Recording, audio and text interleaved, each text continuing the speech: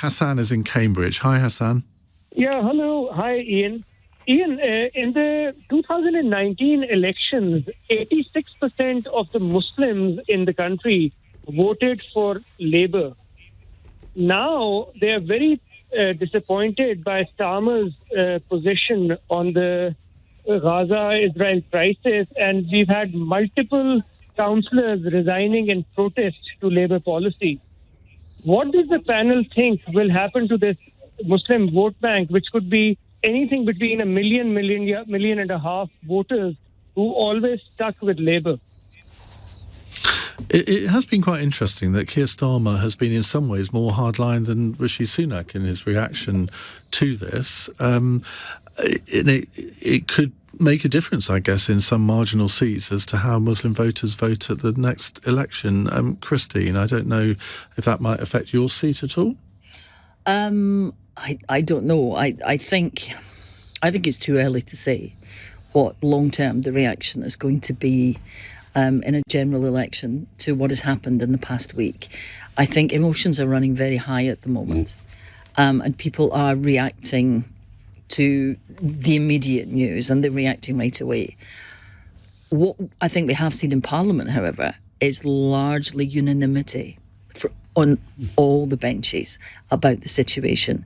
We have all condemned Hamas. We have all said that Israel has a right to defend itself. And we are all concerned about the humanitarian catastrophe that we have to avoid in Gaza. And I think when it comes to a general election, that will be reflected in the way people vote. Yeah. I'm looking at the clock. We're heading towards the news, so I'm going to ask you all to be quite brief on this one. I would challenge the questioner, because I'm not sure if Muslims voted about Labour's foreign policy. I would have thought they were voting much more on their economic and social policy. And as for Keir Starmer, what has he said?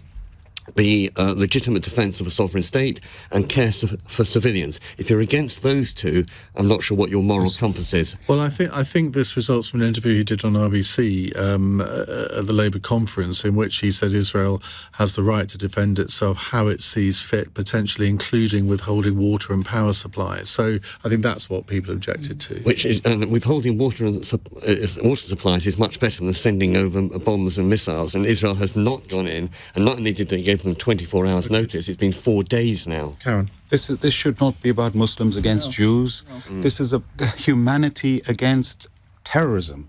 And if we look back at history, look back at 9/11, Al-Qaeda, what did we do? We went in, and it was the only time Article 5 of NATO has been implemented. We destroyed Al-Qaeda. Then after that, you have ISIS. Then you have Hamas. Then you have Islamic Jihad. Then you have Hezbollah. Then you have the IRGC.